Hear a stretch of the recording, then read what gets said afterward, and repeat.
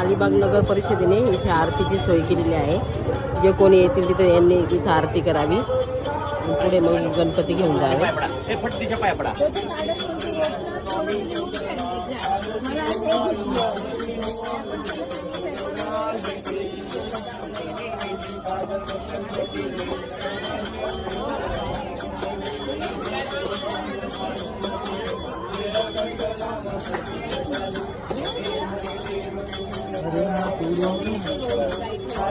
मंगल मूर्ती पुढच्या वर्षी गणपती बाप्पा मंगल मूर्ती पुढच्या वर्षी